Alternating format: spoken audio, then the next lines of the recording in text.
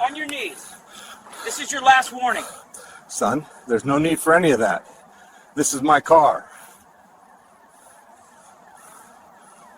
You're done talking. The sun was a warm hand on the back of David Sterling's neck, a pleasant and unfamiliar sensation. For 40 years, the sun in Chicago had felt different, harsher, filtered through a permanent haze of industry and urgency, a relentless clock marking the shift changes of a city that never slept. But here, in Brighton Creek, a town nestled in the rolling hills of the heartland, the sun felt like a promise. The promise of quiet mornings, of afternoons spent on the golf course, of a peace he had earned 1,000 times over. At 62, David was a man carved from granite and discipline. His 6'2" frame was still powerful, the broad shoulders and steady hands those of a man who had spent a lifetime imposing order on chaos. His hair was a close-cropped cap of distinguished silver, and his face was a roadmap of a long career, laugh lines around his kind, intelligent eyes, but also deeper grooves of concentration and concern etched into his brow.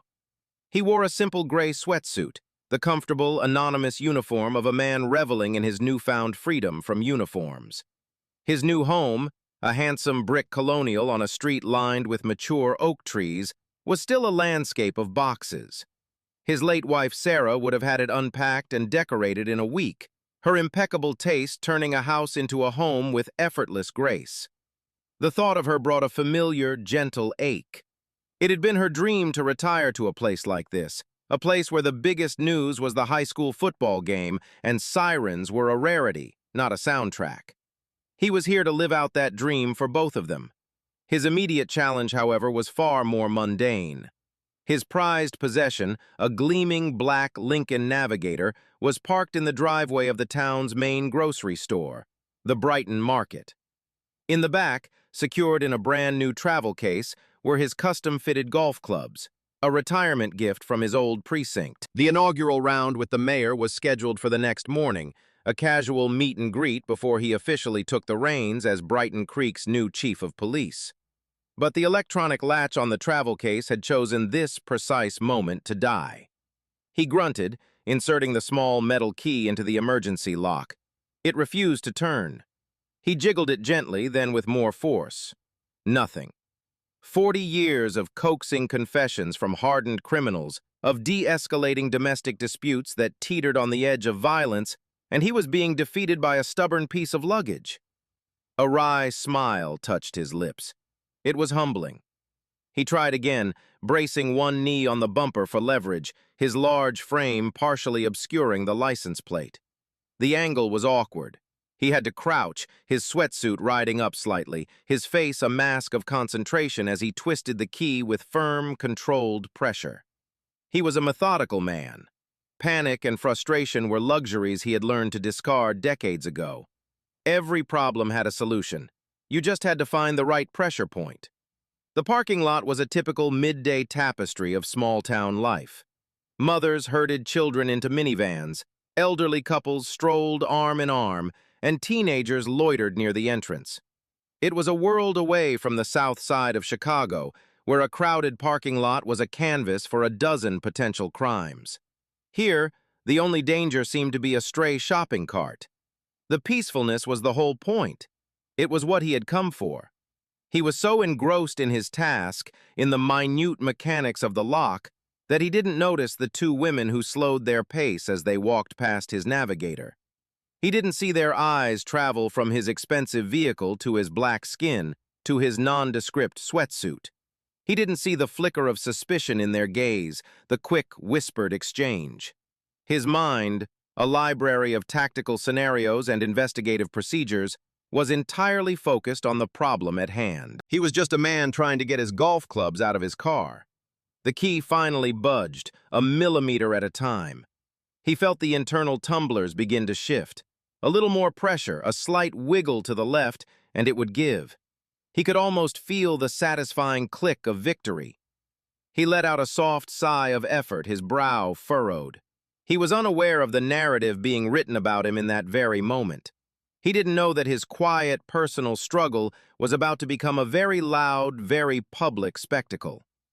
The soft afternoon air was about to be shattered by an accusation, and the peace he had sought for so long was about to be irrevocably broken. Karen Whitehall considered herself a pillar of the Brighton Creek community. As the head of the neighborhood watch and an active member of the town's beautification committee, she saw it as her personal duty to maintain the town's serene and orderly character. Her friend Brenda Mills was her loyal deputy in this unspoken mission. They saw themselves not as busybodies, but as vigilant protectors of the peace. As they walked past the Black Navigator, Karen's finely tuned senses for anything out of place went on high alert. First, the vehicle itself, a top-of-the-line SUV, the kind you saw in music videos, not typically in the Brighton Market parking lot. Then, the man. He was large, dressed in a plain sweatsuit that, to her eyes, looked less like leisure wear and more like an attempt to be inconspicuous. And he was struggling with something in the back of the car. "Brenda, look!" Karen whispered, her voice tight with a self-important urgency. She gave a slight, almost imperceptible nod toward David Sterling. Brenda, whose worldview was largely shaped by Karen's, followed her friend's gaze. Her eyes widened. "He's trying to break into that car," she breathed, the conclusion leaping into her mind fully formed, unburdened by any need for evidence. "I know," Karen confirmed, her heart beginning to beat a little faster. This was it. The crime she always warned her neighbors about, happening right here in broad daylight. It wasn't a broken sprinkler head or an unmowed lawn. This was real. "That is not his car. A man like that, dressed like that, he can't afford a car like this." The logic was a closed loop, a self-fulfilling prophecy of prejudice. To them, David's race and his clothing were pieces of evidence, stacking up to a guilty verdict. His struggle with the lock wasn't a relatable, everyday frustration, it was the clumsy work of a thief. David, still focused on his task, finally felt the lock give way with a satisfying click. He straightened up, pulling the key free with a grunt of triumph. He reached for the handle of the travel case. "He's got it open!" Brenda gasped, clutching Karen's arm. "He's taking it!" For Karen Whitehall, this was the point of no return. Hesitation was a victory for the criminal element. She puffed out her chest, took a deep breath, and pointed a trembling, accusatory finger. "Thief!" The word ripped through the placid afternoon air like a gunshot. "Stop! Somebody stop him! He's robbing that car!" David froze, his hand on the handle of his golf bag. The shout was so sudden, so incongruous with the peaceful setting, that for a moment his brain couldn't process it. He turned his head slowly, his expression one of pure confusion. The two women were standing 20 feet away, pointing at him, their faces masks of fear and outrage. Heads began to turn. A man loading groceries into his sedan paused, his hand hovering over a bag of apples. A young couple pushing a stroller stopped mid-stride. The parking lot, a moment before a collection of individuals going about their day, was coalescing into an audience. "I said stop right there!" Karen shouted again, emboldened by the attention. "We saw you! We're calling the police!" David slowly raised his hands, palms open, in a universal gesture of non-aggression. It was a motion he had performed thousands of times, a conditioned reflex from a lifetime of de-escalation. "Ma'am, there seems to be a misunderstanding," he said, his voice calm and deep, a stark contrast to her shrill panic. "Don't you ma'am me," Brenda chimed in, finding her courage. "We saw you breaking in. That's not your car." The scene was escalating with terrifying speed. People were pulling out their phones, some to call 911, others to record. The word thief was being muttered through the growing crowd. The two women's certainty was infectious, their panic spreading like a virus. No one questioned their narrative. No one saw a retired man struggling with his luggage. They saw what the women had told them to see: a large black man in a sweatsuit, a luxury SUV, and a crime in progress. David felt a cold, familiar knot tighten in the pit of his stomach. He had seen this happen before, dozens of times. A spark of fear fanned by prejudice, igniting a wildfire of hysteria. He had always been the one arriving to put out the fire. He had never been the one at the center of the blaze. "I can assure you this is my vehicle," he said, keeping his voice level, his hands still visible. "My name is David Sterling. I just moved here." But his words were lost in the rising tide of alarm. Karen was already on the phone with dispatch, her voice a torrent of exaggerated details. "Yes, an armed robbery in progress. Brighton Market. A very large, very aggressive man. He's threatening us. You need to send officers immediately. Hurry!" The lie was breathtaking in its audacity. He hadn't moved. He hadn't spoken a single threatening word. But in her telling, he had become a monster. David Sterling closed his eyes for a brief second. The promise of Brighton Creek, the sun-drenched peace, was evaporating before his very eyes. He could hear the faint, distant sound of an approaching siren. The law was coming. But for the first time in his life, he had no reason to believe it was coming to help him. Corporal Mark Evans drove his patrol car like he lived his life, with a restless, aggressive energy. At 32, he was a man in a hurry to make a name for himself, a hurry to climb the ranks, a hurry to prove to everyone, and perhaps most of all to himself, that he was in control. He had a square jaw, a military-style haircut that was more severe than regulation, and eyes that were constantly scanning for threats, for challenges, for any sign of non-compliance that would justify the rigid authority he believed his badge bestowed upon him. The call had come in as a robbery in progress. The dispatcher's voice, usually a monotone of bureaucratic calm, had been tinged with the caller's panic. Large, aggressive male, Brighton Market parking lot threatening witnesses. For Evans, this wasn't a call for careful assessment. It was a call to action. It was a chance to be the decisive, commanding officer he pictured himself to be. He screeched into the parking lot, the siren dying with a final, mournful yelp. He saw the scene immediately. The black SUV, the circle of onlookers with their phones held high, and at the center, a large black man in a gray sweatsuit standing with his hands raised. Two frantic women were waving him down, pointing at the man as if he were a cornered animal. Evans's mind processed the scene through a filter of preconceived notions. He didn't see a confused older gentleman. He saw the large, aggressive male from the dispatch report. He saw a suspect. His training, which should have dictated a calm, fact-finding approach, was supplanted by an instinct for dominance. He flung his door open, his hand already resting on the butt of his holstered Glock, a habit meant to project authority. "Police! Everyone stay right where you are!" he boomed, his voice carrying over the nervous murmurs of the crowd.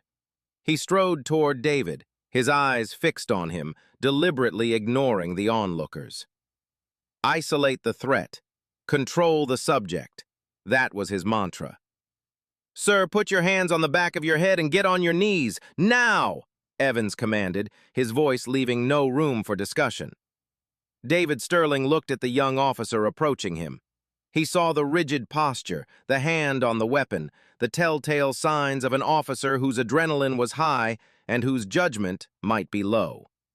He recognized the type instantly. He had trained dozens of them, mentored them, and sometimes disciplined them. He did not get on his knees. Instead, he kept his hands raised and spoke with the calm, measured tone of a man who was used to being in charge, even when he wasn't. "Son, there's no need for that," David said, his voice quiet but firm. "My name is David Sterling. This is my car. There's been a misunderstanding."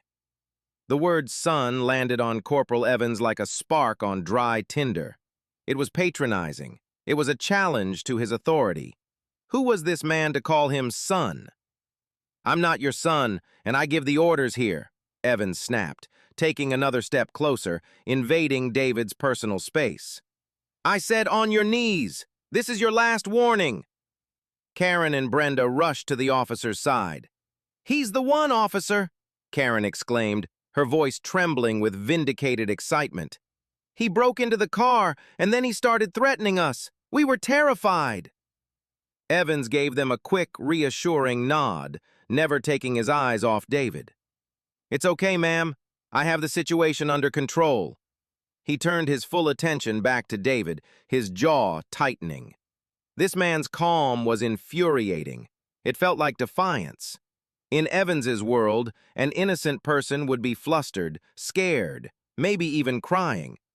A guilty person, a hardened criminal, would be calm like this. It was another piece of evidence clicking into place in his biased mind. "Officer, I understand you're responding to a call," David said, his voice still maddeningly even. "But if you would just take a moment to listen, we can clear this up very easily.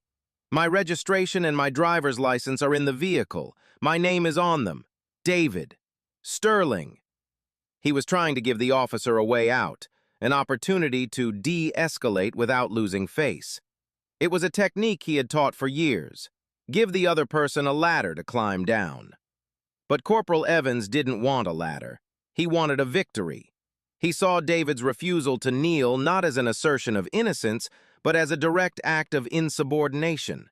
He saw the calm explanation not as an attempt to reason, but as the manipulative words of a con man.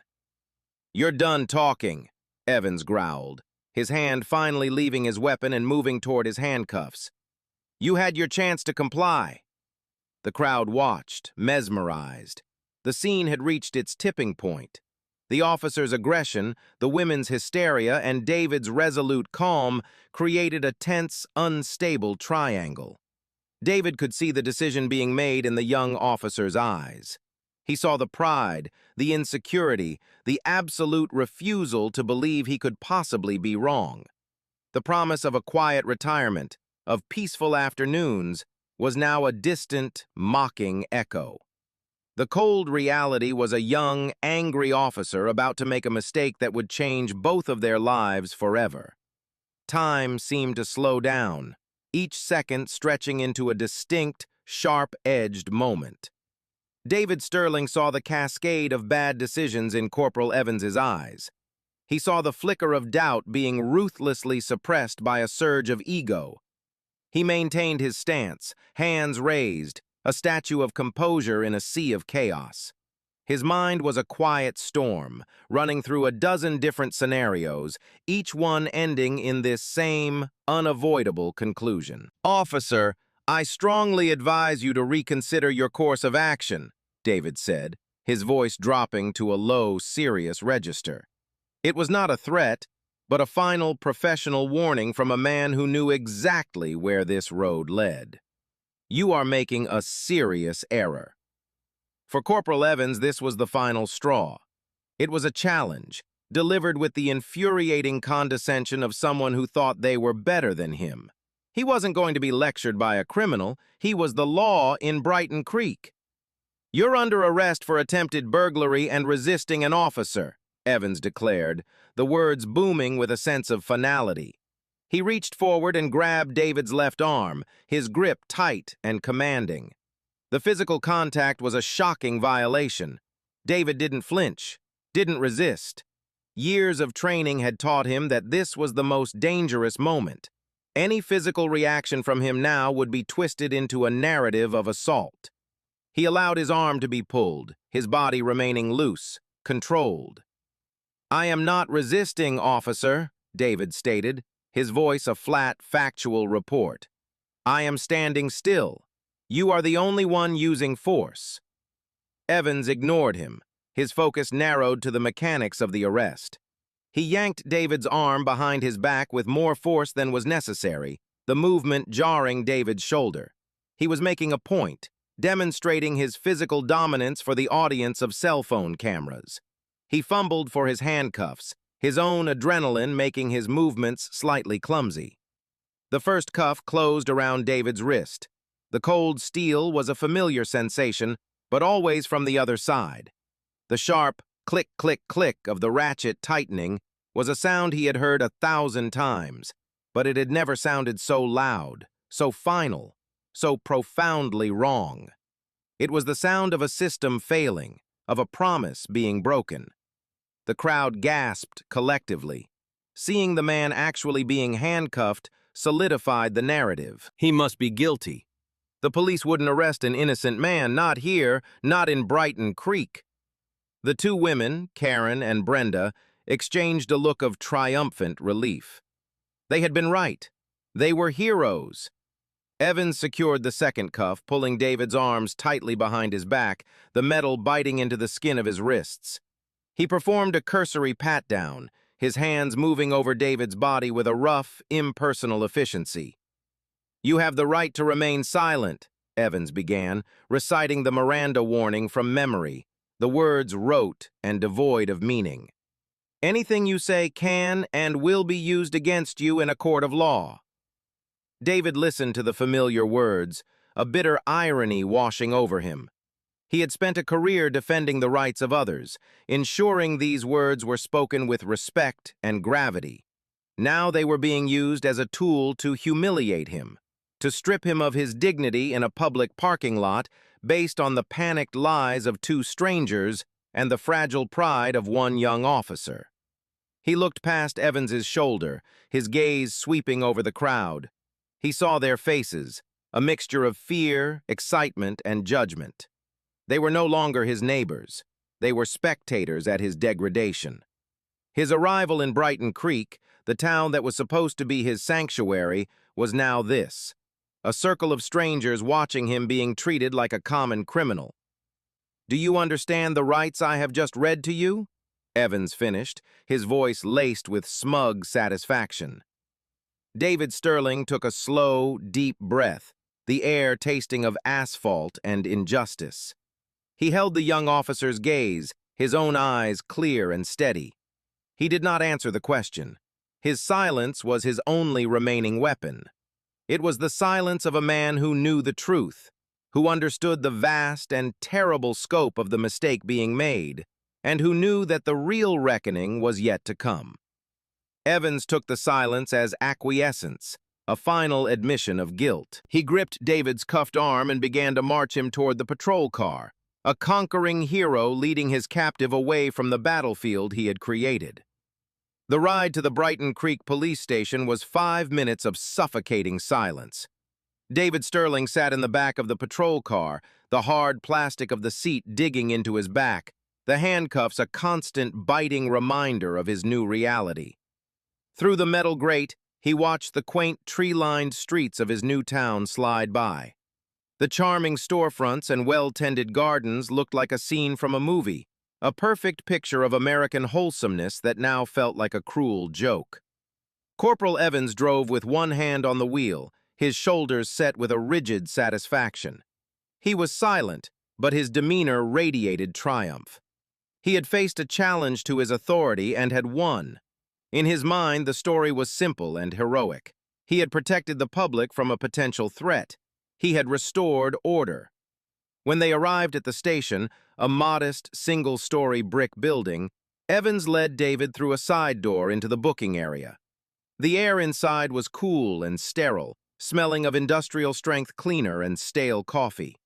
A few officers looked up from their desks, their eyes widening in curiosity as they saw Evans bringing in a cuffed man of David's age and stature. It was not a typical arrest for Brighton Creek. The booking desk was presided over by Sergeant Frank Miller, a man in his late 50s with a weathered face, a drooping mustache, and the weary, all-knowing eyes of a cop who had seen everything twice. He'd been on the job for 35 years and could smell a questionable arrest from across the room. "What do you got, Evans?" Miller asked, his voice a low, gravelly rumble. He looked at David, then back at Evans, one skeptical eyebrow raised. "Attempted burglary at the market, Sarge, and resisting," Evans announced, puffing out his chest slightly. "Witnesses on the scene, the whole 9 yards. This one was aggressive." Miller's gaze lingered on David. He saw the expensive sweatsuit, the man's calm and dignified posture despite the handcuffs, and the intelligent, weary look in his eyes. He didn't see an aggressive car thief. He saw a man who looked like he belonged on a golf course, not in a holding cell. "He was trying to get into a Lincoln Navigator," Evans continued, placing David's arm on the high booking counter. "2 very credible witnesses saw the whole thing." "Uncuff him," Miller ordered, his tone flat. Evans hesitated for a second, reluctant to relinquish control, but a direct order from a sergeant was not something he could ignore. He unlocked the handcuffs. David brought his hands forward, rubbing his wrists to restore circulation, his expression unreadable. The booking process was a systematic stripping away of identity. "Name?" Miller asked, his eyes on his computer screen. "David Sterling," David replied, his voice even. "Date of birth?" "August 12th, 1962. As Miller typed, his fingers suddenly froze. He stared at the screen, his brow furrowing in confusion. He looked up at David, then back at the screen, then at Corporal Evans. "Funny," Miller muttered. "There's a flag on this name, connected to this department." Evans scoffed. "Probably a prior. Told you he was a pro." Miller ignored him, his focus entirely on the screen. He clicked through a few more windows, his expression shifting from confusion to dawning disbelief, and then to a deep, gut-wrenching dread. He pushed his chair back from the desk slowly, as if it were about to explode. "Oh, no," Miller whispered, the color draining from his face. He looked at David, his eyes wide with a horror that was almost comical. "Sir, are you the David Sterling?" David simply met his gaze and nodded once, a small, almost imperceptible movement. Corporal Evans looked back and forth between the two men, his bravado beginning to curdle into confusion. "What's going on, Sarge? What David Sterling?" Sergeant Miller swallowed hard, his Adam's apple bobbing in his throat. He looked at Evans with a mixture of pity and terror. "The David Sterling, you idiot!" he croaked, his voice barely audible.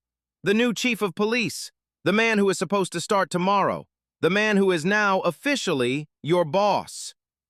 The words hung in the sterile air of the booking room like a death sentence.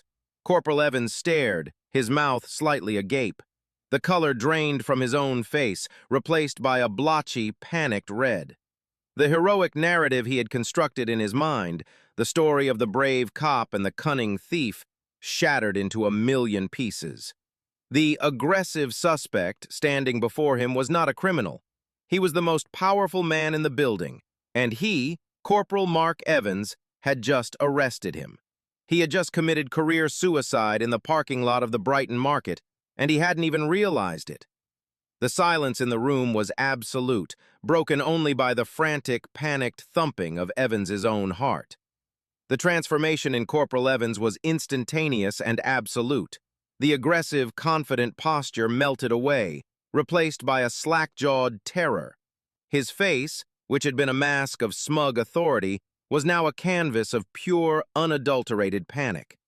He looked from Sergeant Miller's horrified expression to David Sterling's calm, unreadable face, and the full, catastrophic weight of his actions crashed down upon him. "Chief?" Evans stammered, the word catching in his throat. I didn't... The call said..." David Sterling remained silent. He didn't offer a word of comfort or condemnation. His silence was more powerful than any outburst could have been. It was the silence of a man who was no longer a suspect, but a judge. He simply watched the young officer's world unravel. Sergeant Miller, recovering from his initial shock, sprang into action. His 35 years of experience had taught him how to manage a crisis, and this was a 5-alarm fire. "Evans, get out!" he barked, his voice regaining its command. "Go to the break room. Don't talk to anyone. Don't touch anything. Just sit there until I tell you to move." Evans, looking like a lost child, stumbled backward, his eyes still locked on Sterling. He opened his mouth to say something, perhaps an apology, but no words came out. He turned and practically fled the booking area, a man running from the ghost of his own career. Miller turned back to David, his face a mixture of deep respect and profound embarrassment. "Chief Sterling, on behalf of myself, I am so deeply, truly sorry. This is inexcusable." "It's not your fault, Sergeant," David said, his voice finally breaking the silence. It was calm, without a trace of the anger that was surely simmering beneath the surface. "You were just doing your job." He gestured around the booking area. "Unlike some..." I need to make a call, sir," Miller said, reaching for the phone. "The mayor, the town council, they need to be informed immediately." "Good idea," David agreed. He walked over to a simple wooden bench against the wall and sat down, as if he were a visitor waiting for an appointment. He wasn't a prisoner anymore, but he wasn't yet in charge. He was in a strange limbo, a man whose authority had been revealed but not yet asserted. He watched as Sergeant Miller, with a trembling hand, punched in the personal cell number for Mayor Thompson. 30 minutes later, Mayor Richard Thompson burst into the station. He was a man in his 60s, with a politician's perfect hair and a face that was usually arranged in a practiced, friendly smile. Today, there was no smile. His face was pale, and he looked as if he'd just been told the town was on fire. He strode directly to David, his hand outstretched. "Chief Sterling! David, my God, I just heard. I came as fast as I could. Are you all right? What in the hell happened?" "I'm fine, Richard," David said, shaking the mayor's hand. "Just had a memorable introduction to Brighton Creek's finest." The sarcasm was subtle, but it landed with the force of a hammer blow. The mayor flinched. "This is a nightmare, an absolute nightmare. That officer, Evans, he's been suspended, effective immediately. Pending a full investigation, of course." "Of course," David said, his tone giving no indication of his thoughts. The station was now buzzing with a tense, nervous energy. Officers who had been oblivious moments before were now whispering in corners, stealing glances at the man on the bench who had, in the span of an hour, gone from being a common criminal to their new commander. The power dynamic in the building had been turned completely upside down. David Sterling stood up, his full height seeming to command the space. He was no longer the man in the sweatsuit struggling with a lock. He was Chief David Sterling, a man with 40 years of command presence. When he spoke, his voice was quiet, but it cut through the nervous chatter like a knife. "Sergeant Miller," he said. The sergeant snapped to attention. "Yes, Chief? I need two things. First, the complete, unedited body camera footage from Corporal Evans. I want it downloaded, secured, and on my desk before I leave this building." "Yes, sir, right away." "Second," David continued, his gaze sweeping over the room, meeting the eyes of every officer present. "I want a full department briefing. Every sworn officer who is not on an active call, in the main conference room, in 15 minutes. A stunned silence fell over the station. It was his first official order, an order given from the very booking room where he had been processed as a criminal. He was not waiting until tomorrow. He was not waiting for the mayor to smooth things over. He was taking command. Now. The authority that Corporal Evans had so desperately tried to assert with handcuffs and loud commands, David Sterling now wielded with a few quiet words. He was no longer a victim of a terrible mistake. He was the chief of police, and his first day on the job had just begun. It was not the start he had wanted, but he was a man who knew how to play the hand he was dealt.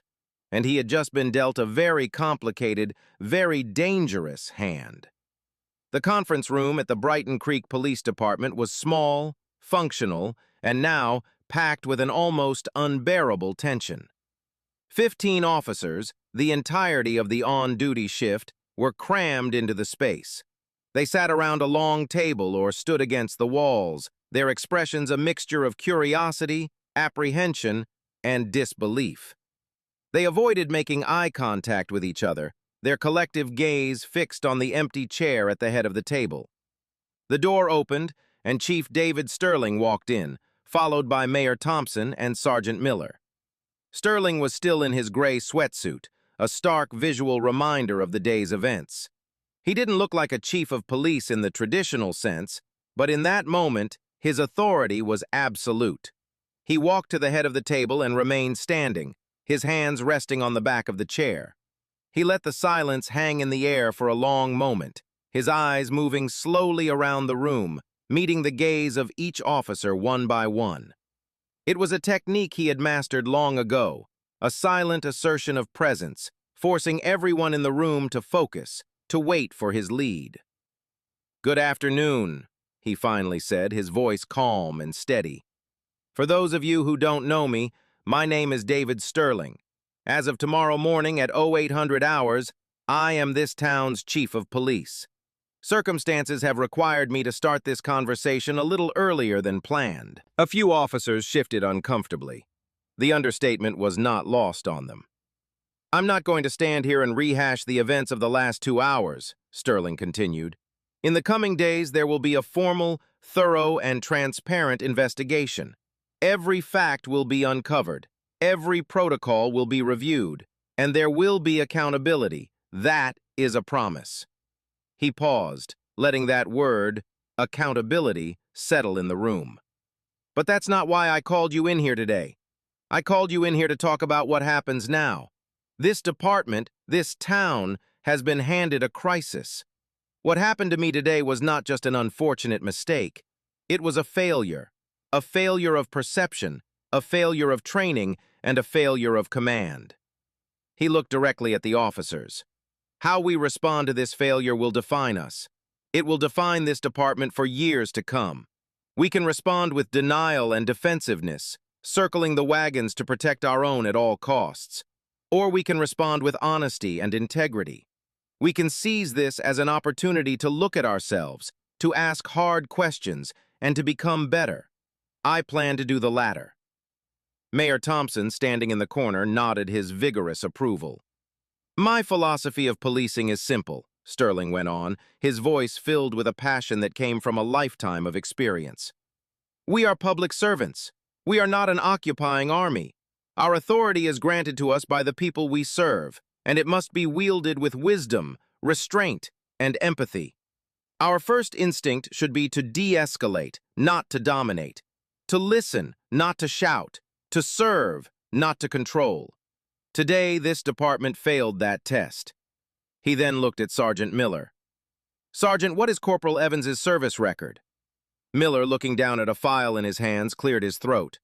6 years on the force, Chief. Several commendations for bravery, but there are also 7 citizen complaints for excessive force and abuse of authority in the last 4 years. None of them resulted in sustained disciplinary action.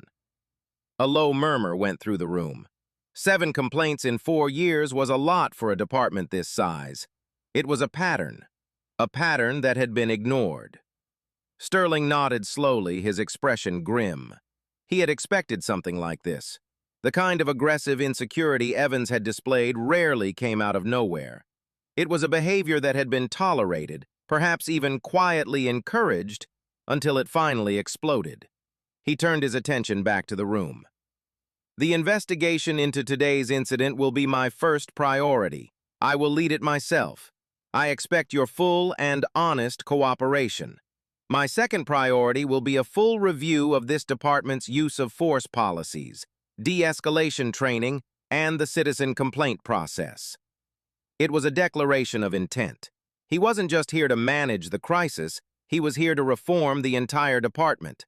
The problem wasn't just one bad cop, it was a system that had allowed that cop to flourish. This is not the first day any of us wanted, he concluded, his voice softening slightly. But it is the first day we have. We have a lot of work to do to rebuild the trust that was broken this afternoon. Not just my trust, but the trust of the community we are sworn to protect. That work starts now. Dismissed. The officers filed out of the room in silence, their faces a mixture of shock and contemplation. They had come in expecting a dressing down, an angry tirade. Instead, they had been given a mission statement from a leader who was calm, resolute, and clearly in command. David Sterling's first unsettling day on the job was over. He had faced his own arrest, asserted his new authority, and laid the groundwork for a complete overhaul of his new department. The peaceful retirement he had envisioned was gone. In its place was the biggest professional challenge of his life. The following morning, David Sterling walked into his new office for the first time as chief. It was a large, wood-paneled room with a view of the town square. A box of his personal effects from Chicago, a framed photo of Sarah, a collection of challenge coins, a worn copy of the Meditations by Marcus Aurelius, sat unopened on a credenza. There was no time for decoration. He was a man at war, and this office was his command center. He wore a sharply pressed navy blue suit, a stark contrast to the sweatsuit of the day before. The uniform of his authority was back on, and with it, a familiar sense of purpose. He sat behind the large mahogany desk, the leather of the chair cool against his back, and began the slow, methodical process of taking apart Corporal Mark Evans's career. The first step was to formally initiate an internal affairs investigation. In a department as small as Brighton Creek's, there was no dedicated IA division. The responsibility fell directly to him. He was to be the investigator, prosecutor, and judge of the man who had arrested him. The conflict of interest was obvious, but the situation was so extraordinary that normal procedures no longer applied. He would conduct this investigation by the book, leaving no room for accusations of a personal vendetta. He called Sergeant Miller into his office. "Frank," he began, his tone all business, "I need you to be the lead evidence custodian on this. I want a complete chain of custody for every document, every file, every piece of data related to this investigation. Everything has to be unimpeachable." "Understood, Chief," Miller replied, his relief at being given a concrete task palpable. "First, I want Corporal Evans's complete personnel file. Not the summary, the whole thing. Every performance review, every commendation, every citizen complaint with the full investigative report, every training certificate he's ever received." "I'll get it now." "Next, the body camera. I've reviewed the footage from yesterday, but I want it logged as evidence. I also want the complete dispatch recording from the initial 911 call and all subsequent radio traffic. I want to hear exactly what was said, by whom, and when." "Yes, Chief." "Finally," Sterling said, leaning forward, "I want you to schedule formal, recorded interviews with the two women who made the initial call, Karen Whitehall and Brenda Mills. I also want you to get the names of at least 5 other witnesses from the parking lot. We need their statements as well. We need to establish a full 360-degree view of the incident from every possible angle." For the rest of the day, Sterling immersed himself in the machinery of the investigation. He read through Corporal Evans's file, and a disturbing picture began to emerge. The 7 citizen complaints were a litany of aggressive behavior. A traffic stop that ended with a man slammed against his car for failing to show respect. A noise complaint at a high school party that resulted in a teenager being pepper sprayed for not complying fast enough. A domestic dispute where Evans was accused of escalating the situation with his confrontational attitude. In every single case, the previous chief had cleared him. The investigative reports were cursory, the witnesses often not thoroughly interviewed. Evans's version of events, where he was always the calm professional responding to an uncooperative public, was taken at face value. The department had not just ignored the warning signs, they had actively validated his behavior. They had built the monster that had finally turned on them. Late in the afternoon, Sterling pulled up Evans's official report on the previous day's incident. He read it slowly, a cold anger building in his chest. Evans had painted a picture of a chaotic, dangerous scene. He described Sterling as verbally combative, passively resisting, and a potential physical threat due to his size. He claimed the arrest was necessary to maintain officer safety and secure a rapidly deteriorating scene. It was a work of pure fiction, a self-serving narrative designed to justify his unjustifiable actions. He was lying, officially and in writing, to save his own skin. The report was a direct contradiction of what Sterling had seen with his own eyes on the body camera footage. Sterling leaned back in his chair and stared out the window at the peaceful town square. The system wasn't just broken, it was designed to protect itself at the expense of the truth. His investigation of Corporal Evans was becoming an investigation of the entire department. The rot was deeper than one man. He knew this process would be ugly.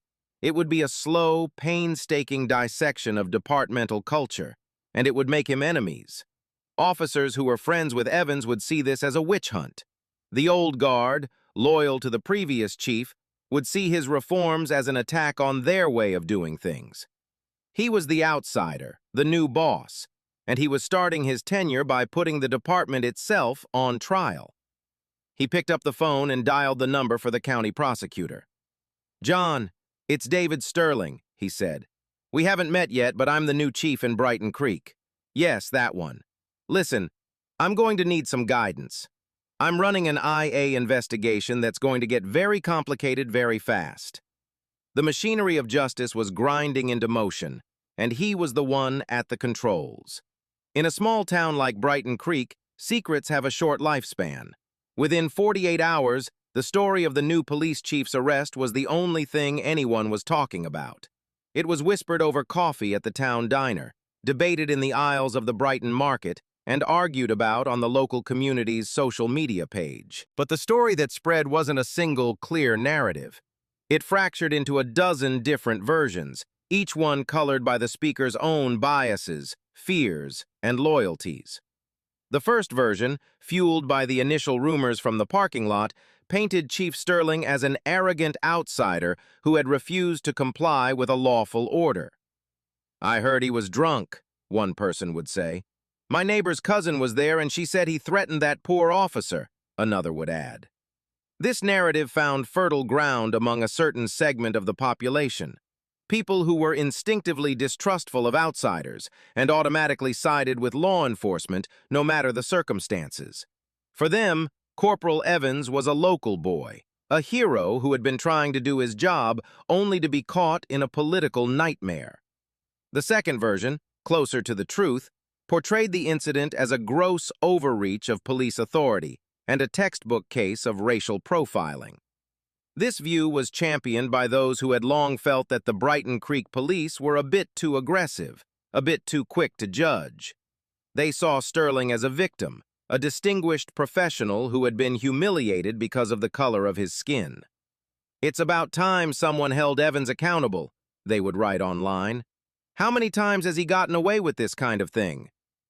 The police department itself became the epicenter of this divide. The force was split into two distinct camps. The younger officers, many of whom had been hired and trained alongside Evans, were sullen and defensive. They saw Sterling's immediate suspension of Evans and the full-scale internal investigation as a betrayal. They saw it as the new chief siding with a criminal, as Evans had initially reported, over one of his own men. They engaged in a quiet protest, doing the bare minimum on patrols, their morale at an all-time low.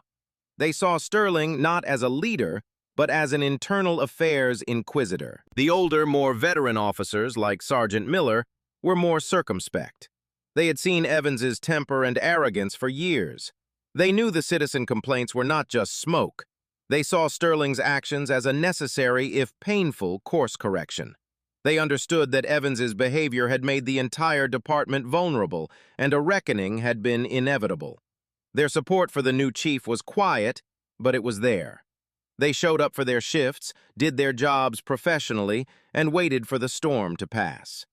The two women who had started it all, Karen Whitehall and Brenda Mills, found themselves in an uncomfortable spotlight. They gave their official statements to Sergeant Miller, sticking to their story that Sterling had been aggressive, and they had been terrified for their lives.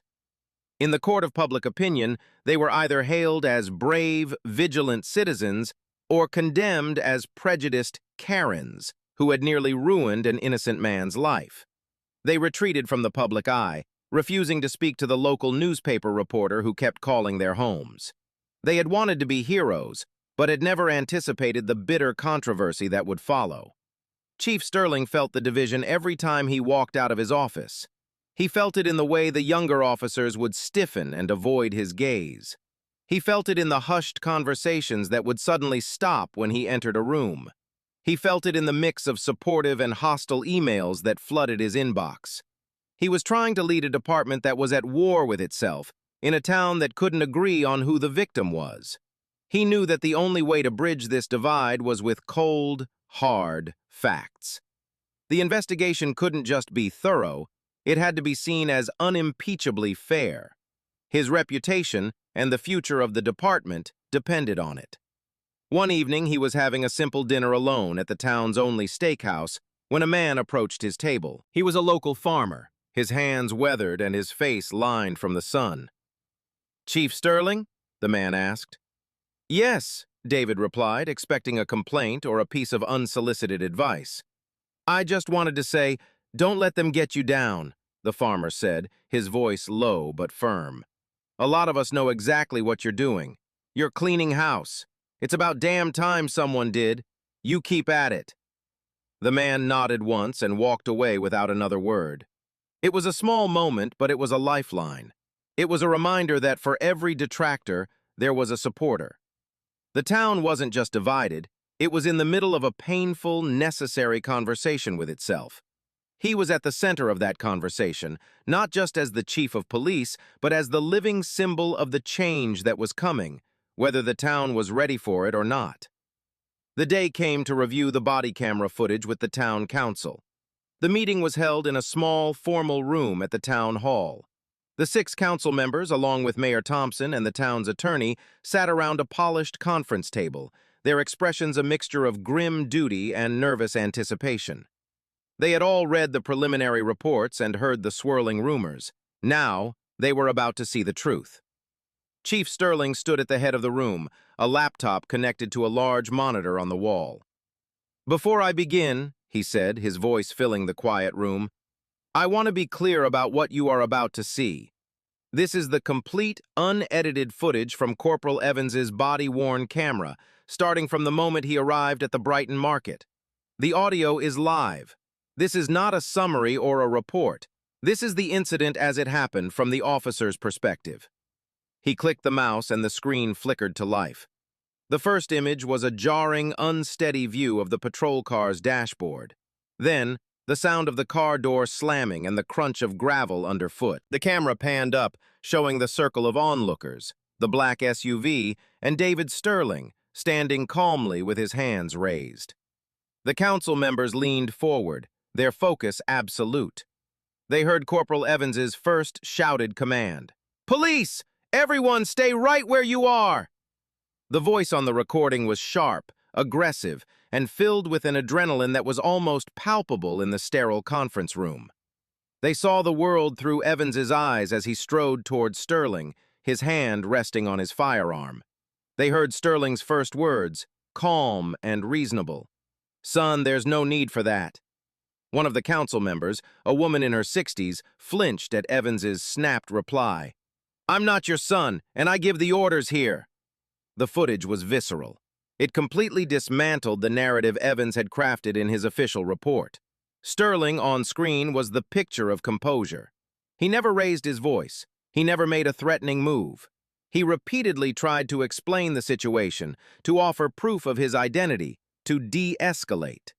The camera, fixed in the center of Evans's chest, recorded every one of the officer's escalating actions. It recorded his refusal to listen. It recorded his aggressive posturing as he invaded Sterling's personal space. It recorded the moment his pride overrode his training. The most damning sequence was the arrest itself.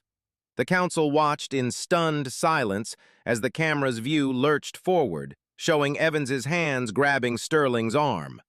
They heard Sterling's clear, factual statement. I am not resisting, officer. And then they saw him being forcefully handcuffed. The sharp, metallic clicks of the cuffs echoed in the quiet room, a sound of profound injustice. When the footage showed Evans reciting the Miranda rights to the man who was now his chief, the town attorney let out a low groan and put his head in his hands. The legal liability was staggering. The video continued, showing the march to the patrol car, the jeers and cheers from the misinformed crowd, and the silent, tense ride back to the station. Sterling let it play all the way through, until the moment Evans turned the camera off in the booking room. When the screen went black, no one spoke for a long time. The reality of what they had just witnessed was sinking in. It was undeniable. It was indefensible. The story was not a complicated matter of he said, she said. It was a clear, unambiguous record of a police officer abusing his authority, escalating a peaceful situation into a wrongful arrest, motivated by nothing more than his own ego. Finally, the mayor broke the silence, his voice heavy with resignation. My God, he said, it's even worse than I imagined. The head of the town council, a pragmatic businessman named George Harris, looked at Sterling. "Chief," he said, his voice grim, "your report stated that Corporal Evans's official account of the incident was, and I quote, a complete fabrication. After seeing this, I believe that may have been an understatement." "The camera doesn't have an ego," Sterling said simply. "It doesn't have a bias. It just records what it sees. And what it saw was a gross dereliction of duty." The town attorney finally looked up, his face pale. "From a legal perspective," he said, "this is an open and shut case of unlawful arrest and a violation of civil rights. If if Chief Sterling were to file a lawsuit, the town's liability would be catastrophic. We have no defense. None." The footage had changed everything. It had vaporized any ambiguity, silenced any defenders of Evans's actions, and exposed the rot within the department for all to see. The unblinking eye of the camera had not only recorded a wrongful arrest, it had recorded the truth. And the truth would now force the town to act. The question was no longer if Corporal Evans would be disciplined. The question was how quickly they could fire him, and how they could possibly begin to clean up the mess he had made. The formal disciplinary hearing for Corporal Mark Evans was not a trial, but it carried the weight of one. It took place not in a courtroom, but in the same town hall conference room where the council had watched the body camera footage. The air was thick with a funereal gravity.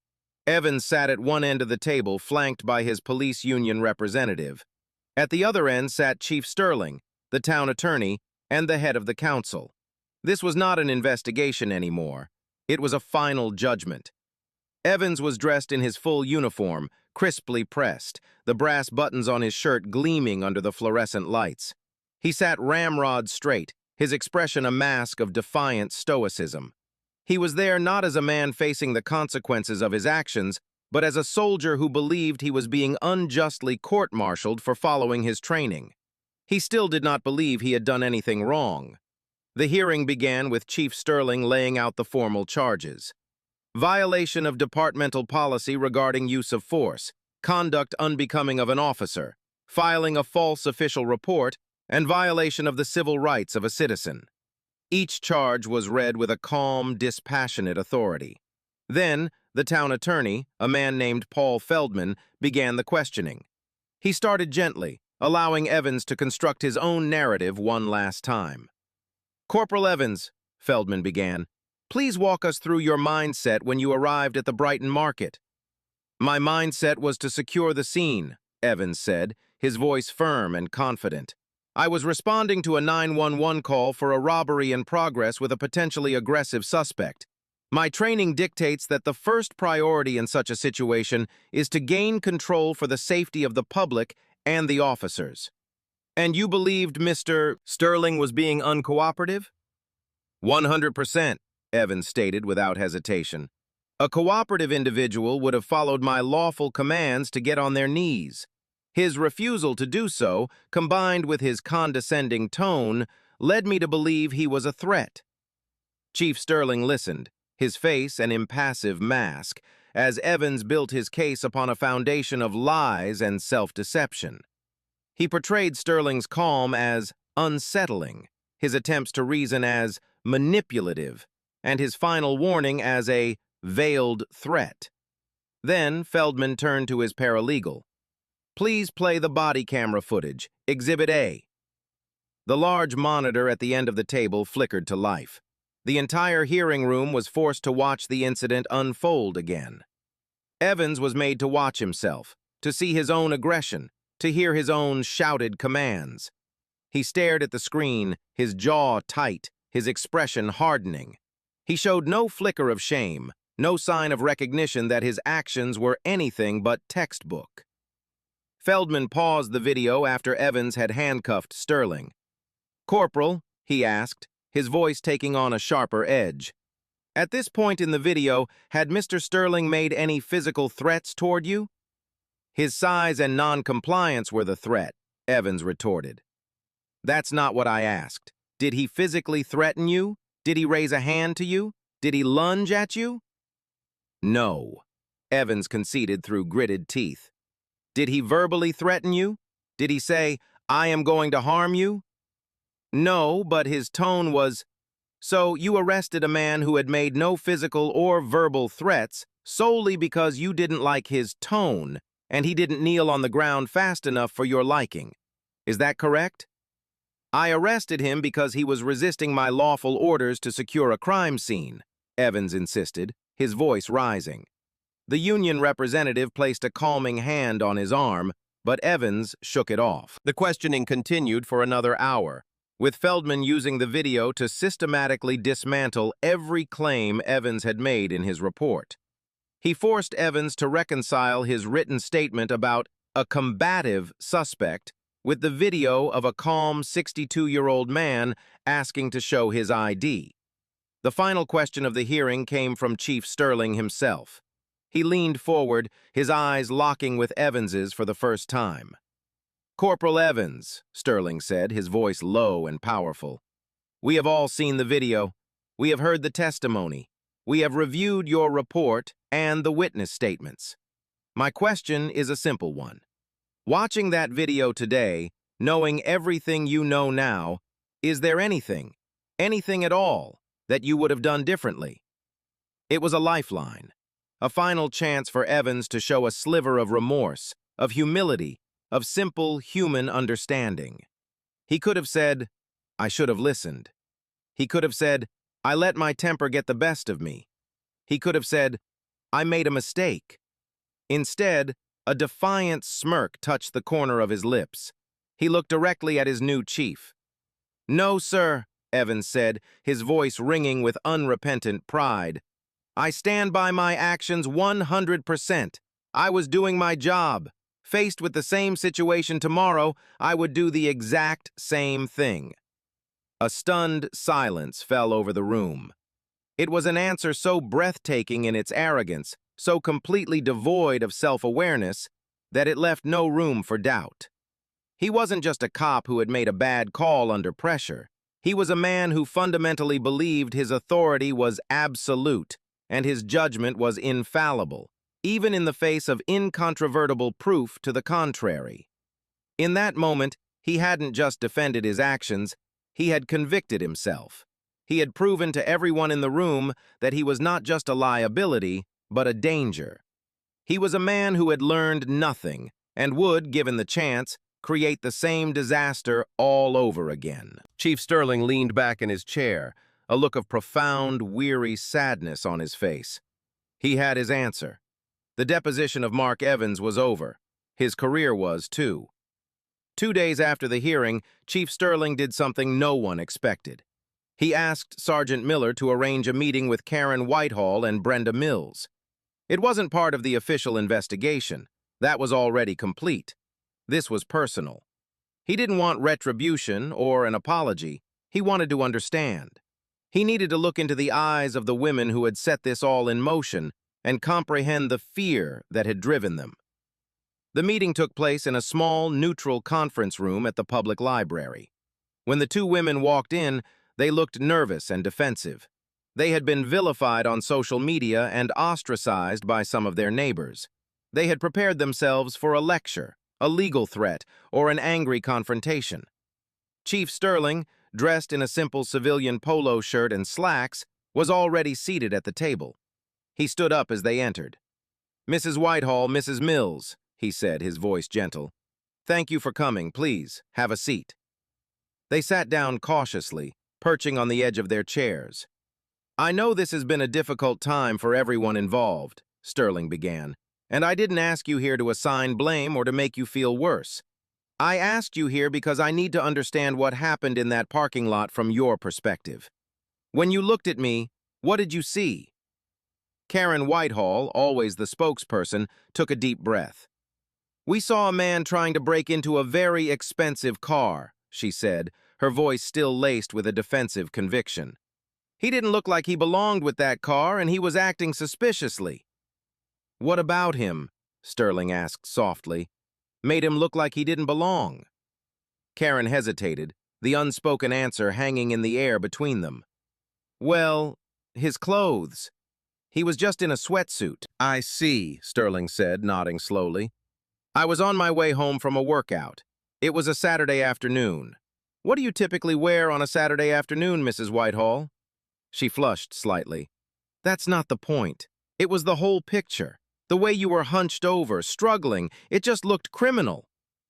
I was struggling, Sterling confirmed. The lock on my new golf bag case was stuck. I was frustrated. Have you ever been frustrated by a stubborn lock or a stuck zipper, Mrs. Mills? Brenda Mills, who had been silent until now, looked down at her hands and nodded. Yes, she whispered. So you saw a frustrated man, Sterling continued, his tone remaining conversational, not accusatory. And from that you concluded he was a car thief. You didn't consider that he might be the owner of the car, having a perfectly normal, mundane problem? We were just trying to be safe, Karen insisted. The news is full of stories about crime these days. They always say, if you see something, say something. We saw something, so we said something. We were just doing what we were supposed to do.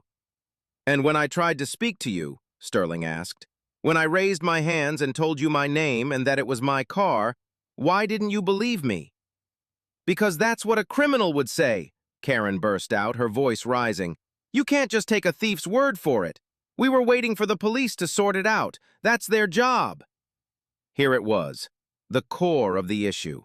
A deep-seated fear, fed by media narratives, that had completely short-circuited their ability to reason, to observe, to see the human being in front of them. They hadn't seen David Sterling, the retired police commander, the new neighbor, the man frustrated with his luggage. They had seen a stereotype, a two-dimensional character from a crime show. And once that image was locked in their minds, no amount of evidence to the contrary could shake it. The officer who arrived, Sterling said, his voice now tinged with a weary sadness, he saw the same thing you did. He didn't see a citizen, he saw a suspect. He didn't listen, because he had already made up his mind, just like you had. Do you know what the result of that was? A man who has never broken a law in his life was put in handcuffs in front of his new neighbors. A police department was thrown into chaos. A town was divided. A young officer's career was destroyed. All because of a stuck lock on a golf bag. He let the weight of his words fill the silence. The women stared at him, their defensiveness finally beginning to crack, replaced by a dawning, horrified understanding of the chain of events they had set in motion. They had not just said something, they had passed a judgment, and their judgment had been wrong, with devastating consequences. I didn't ask you here for an apology, Sterling said, standing up. I asked you here in the hope that the next time you see something, you will take one extra second to consider what you're really seeing. That you will look for the person, not the stereotype. That's all. He turned and walked out of the room, leaving them alone with the quiet, uncomfortable truth of what they had done. He hadn't gotten an apology, but he had gotten his answer. The enemy wasn't just a bad cop or two fearful women, it was the fear itself, and that was a much harder enemy to defeat. The official report from the Internal Affairs investigation landed on Chief Sterling's desk with a quiet thud. It was over 100 pages long, a meticulous and damning account of the incident.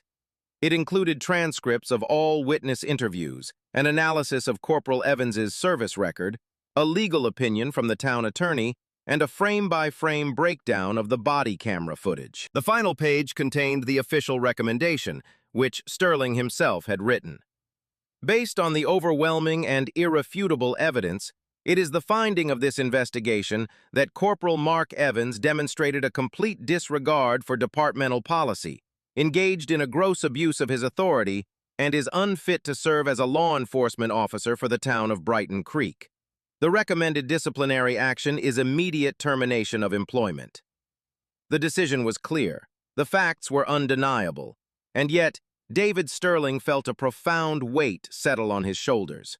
This was the first time in his new role that he would have to fire an officer. And not just any officer, but the one at the center of the storm that had defined his arrival. This was more than a personnel decision. It was a defining moment for his leadership. He knew the termination would send shockwaves through the department. Evans had his supporters, officers who saw him as a victim of political correctness, a good cop being sacrificed to appease an angry public. Firing him would alienate them further, deepening the chasm that already divided the force. It could lead to a formal grievance from the police union, dragging the process out for months. It would be seen by some as a vengeful act, the new chief getting payback on the officer who had embarrassed him. He could choose an easier path. He could suspend Evans for a long period, order him to remedial training, and quietly reassign him to a desk job. It would be a significant punishment, but it wouldn't be the finality of termination. It might be seen as a compromise, a way to appease both sides and begin the healing process. The town's attorney had even hinted that such a move might be a pragmatic way to avoid a protracted legal battle with the union. Sterling leaned back in his chair and stared at the photo of his wife, Sarah. She had always been his moral compass, the one who could cut through the noise and see the simple, unvarnished truth of a situation. "What's the right thing to do, David?" she would have asked. Not the easiest thing, not the most popular thing. The right thing. The right thing was to uphold the standards he had laid out on his first day. The right thing was to send an unequivocal message that the kind of behavior Evans had displayed would not be tolerated in his department. Period. Any lesser punishment would be seen as a tacit endorsement. It would signal that an officer could file a false report, violate a citizen's rights, and lie during an investigation and still keep his job. It would tell the good cops, the ones like Sergeant Miller, that their professionalism didn't matter. It would tell the community that the department wasn't serious about reform. A compromise would not heal the department, it would poison it. It would allow the rot to remain, festering just below the surface, waiting for the next crisis, the next wrongful arrest, the next abuse of power. His decision was made. The burden of command wasn't about making easy choices. It was about making the right ones, especially when they were hard. He picked up the formal termination letter that his secretary had prepared. He read it one last time, the legalistic language barely masking the profound human drama it represented. A man's career, his identity, was about to be ended with the stroke of a pen. Sterling felt no triumph, no satisfaction, only a deep, weary sense of duty. He signed his name at the bottom. The signature was firm and clear. David Sterling, Chief of Police. He then picked up his phone and dialed Sergeant Miller's extension. "Frank," he said, his voice steady, "please have Corporal Evans and his union representative meet me in my office in 1 hour." The hard part was over. Now came the even harder part. Looking a man in the eye and telling him his time as a police officer was done. It was a somber, necessary act. The first major step in rebuilding the department he was now truly and irrevocably in command of. The Brighton Creek Town Hall meeting was standing room only. The regular bi-monthly gathering, usually a sleepy affair attended by a few dozen civic-minded residents, had become the hottest ticket in town. The room buzzed with an anxious, agitated energy. Farmers in plaid shirts sat next to lawyers in suits. Young mothers stood in the back, babies balanced on their hips. Every faction of the town's divide was present, and the air was electric with tension. They were all there to hear from one man. Chief David Sterling stood at the podium at the front of the room. He had insisted on this. After the news of Corporal Evans's termination had become public, the town had erupted in a fresh wave of debate and recrimination. Sterling knew he couldn't lead from behind his desk. He had to face his community directly. He looked out at the sea of faces, some friendly and supportive, others angry and hostile. He saw Corporal Evans's father sitting in the front row, his face a grim mask of anger. He saw Karen and Brenda huddled together in the back, looking terrified. "Good evening," Sterling began, his deep voice silencing the room without needing to be raised. "I know why you're all here. You have questions. You have concerns. And some of you are very angry. You have a right to be. What has happened in our town over the last few weeks has been difficult and painful for everyone." He paused, letting his words sink in. "I am not here tonight to debate the specifics of a personnel decision. The termination of a police officer is a serious, confidential matter governed by law. The decision was made after a thorough investigation, and it was based on a clear and undeniable set of facts. That decision is final. A few people in the crowd grumbled, but Sterling continued, his voice steady. I am here to talk about what kind of town we want to live in and what kind of police department we want to have, because those two things are inextricably linked. The badge worn by a Brighton Creek police officer is not a license to dominate. It is a symbol of public trust. It is a promise to protect and serve everyone in this community, every single person, with equal fairness, respect, and dignity. For that promise to have meaning, it must be backed by accountability. When that trust is broken, when that promise is violated, there must be consequences. Real, serious consequences. Without that, the badge is just a hollow piece of metal. He looked toward Evans's father. I know that for some, this feels like an attack on the police. I assure you, it is the opposite. This is about defending the integrity of the badge. It is about honoring the good, decent, professional officers, the vast majority of them, who do their jobs the right way every single day. They deserve to work in a department where high standards are not just a slogan on a poster, but a non-negotiable reality. His gaze swept the room again. What happened to me in that parking lot was not about a stolen car. It was about perception. It was about how a moment of fear and a lifetime of unseen biases can lead to a terrible injustice. It's a problem that goes far beyond Brighton Creek, but our response to it can be a model. We can be a town that confronts its prejudices instead of pretending they don't exist. We can be a police department that prioritizes de-escalation training as much as it prioritizes firearms training. I did not ask for the crisis that greeted me on my first day here, he said, his voice now filled with a raw, personal conviction. But I will not run from it. I promise you this. I will spend every day I am your chief working to build a police department that you can be proud of. A department that is transparent, accountable, and dedicated to justice for all. It will be a long and difficult road, and it will require us to have more conversations like this one. Honest, uncomfortable, but necessary. He concluded, This is your town. This is your police department. I am here to serve you. Let's work together to make it worthy of the good people who live here. Thank you. I'll now take your questions. For the next hour, he stood at that podium and answered every question thrown at him. He was calm, respectful, and unflinchingly honest. He did not get defensive. He did not make excuses. He just spoke the truth. By the end of the night, the angry energy in the room had dissipated, replaced by a grudging respect. They had not all agreed with his decision, but they had all heard the voice of a true leader. He hadn't healed the town's divisions in one night, but he had shown them the path forward. It was a path built not on power, but on principle. In the weeks following the town hall meeting, Chief Sterling's words transformed into action. He was not interested in cosmetic changes or empty gestures. He was determined to perform deep, systemic surgery on the Brighton Creek Police Department. His experience with Corporal Evans was not just a crisis to be managed, it was a diagnostic tool that had revealed every weakness in the department's culture, training, and policies.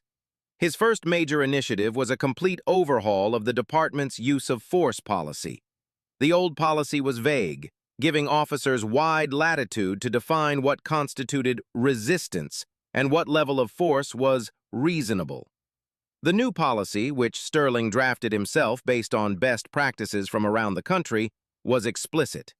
It was built around a concept he called the sanctity of life.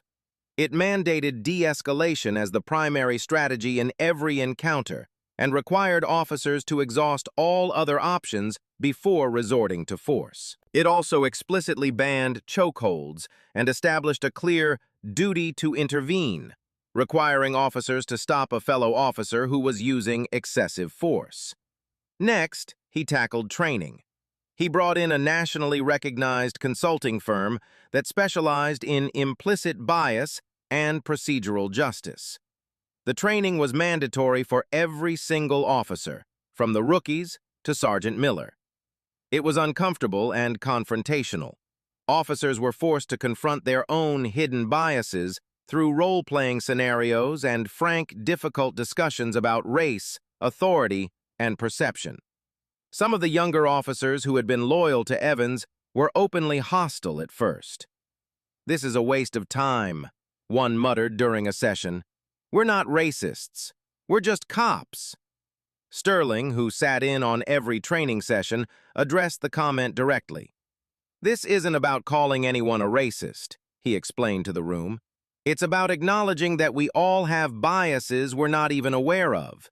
Acknowledging them is the first step to making sure they don't influence our actions in a critical moment. It's about being smarter, safer, and more effective police officers." Alongside the bias training, he instituted a rigorous new de-escalation program.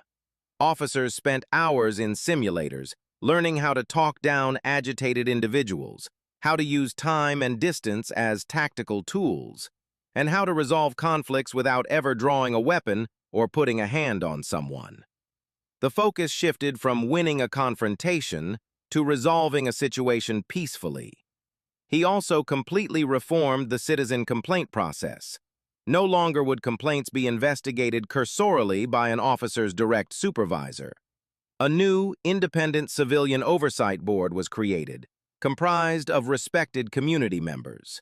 The board would review every complaint and make disciplinary recommendations directly to the chief. It was a radical move for a department of its size, a direct injection of transparency and public accountability into the previously closed system.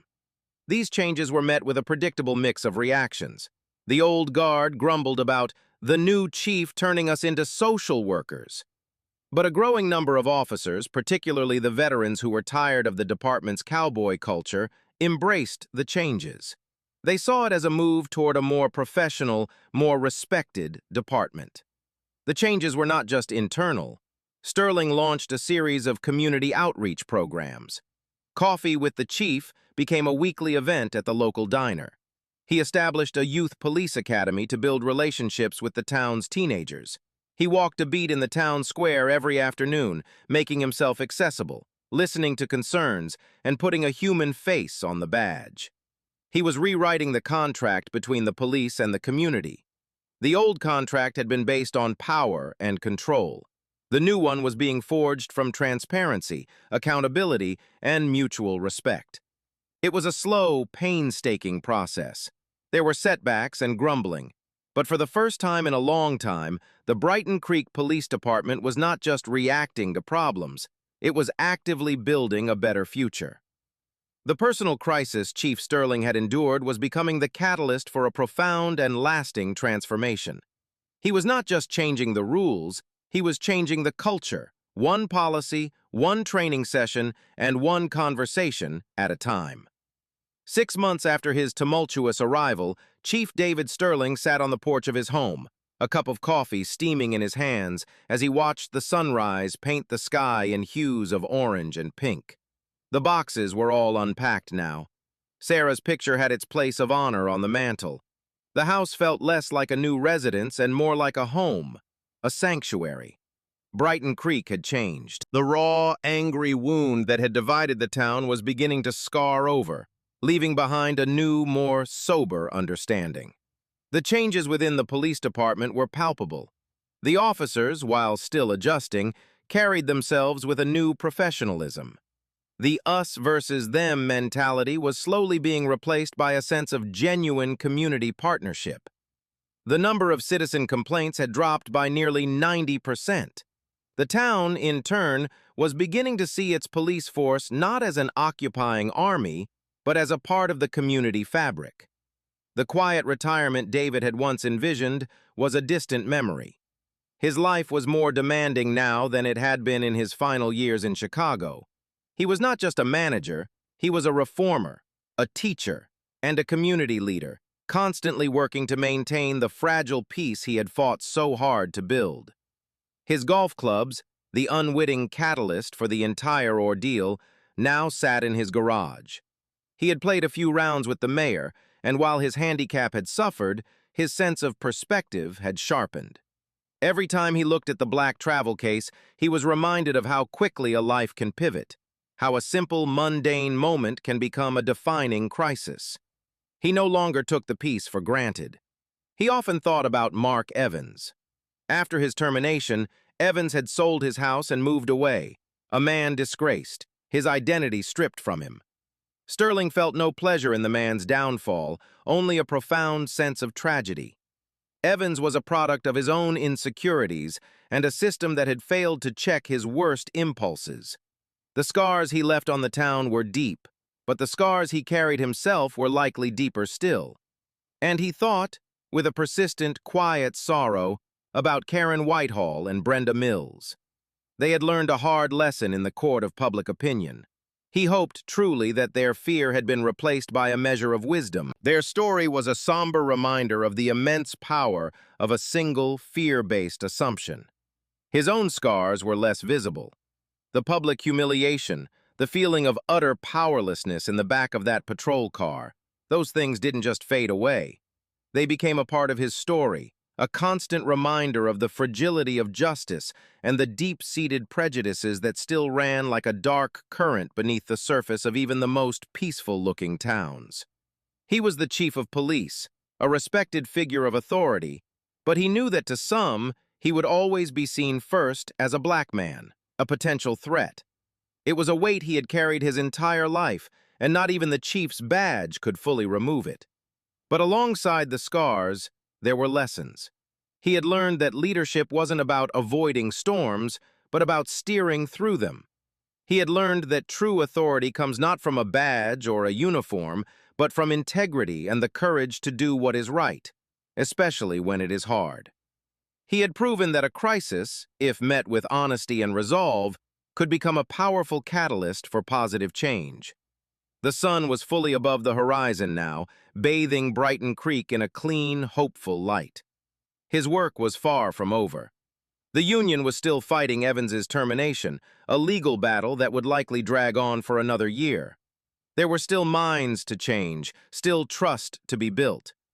But as he took a sip of his coffee, David Sterling felt a sense of peace that was deeper and more meaningful than the one he had originally sought. It was not the peace of inaction, but the peace of purpose. He had come to Brighton Creek seeking sanctuary and had found a calling instead. He had lost a quiet retirement, but had gained a legacy. Looking back, it becomes clear that the confrontation in the parking lot was not an isolated incident, but the inevitable eruption of long, simmering issues. What drove Corporal Evans? It was likely a toxic cocktail of insecurity and a flawed vision of what it means to be a police officer. Perhaps he joined the force seeking the respect he felt he lacked, and he came to believe that respect was something to be demanded at the end of a command, not earned through service. His training had emphasized officer safety and control over all else, failing to instill the critical skills of empathy and de-escalation. If his training had forced him to see the world through the eyes of the citizens he served, not just through the lens of potential threats, he might have seen a man, not a suspect. If he had possessed the quiet confidence to ask a question instead of shouting an order, the entire tragedy could have been averted. And what of Chief Sterling? His victory was not born of his rank, but of his character. If he had been a younger, more hot-headed man, perhaps he would have met Evans's aggression with his own, escalating the situation into a physical confrontation that would have only served to prove the officer's false narrative. If he had not possessed a lifetime of discipline, of mastering his own emotions in the face of chaos, he could have easily lost the moral high ground. His greatest weapon in that conflict was his composure, his refusal to be dragged down to his antagonist's level. The incident is a stark reminder that in a world of escalating rhetoric and snap judgments, the person who remains calm, who holds fast to reason, often holds the ultimate power. This story teaches us that accountability is the bedrock of justice. It reminds us that our perceptions are not always reality, and that our biases, left unchecked, can inflict devastating harm. It is a testament to the fact that one person's refusal to be defined by another's prejudice can ignite a movement for profound and necessary change. What do you think is the most critical failure that led to Sterling's arrest? The officer's personal bias, a lack of departmental training, or the public's rush to judgment? Have you ever been in a situation where you realized your first impression of someone was completely wrong? Let us know your thoughts in the comments below. And please support our channel so we can continue to bring you these important stories.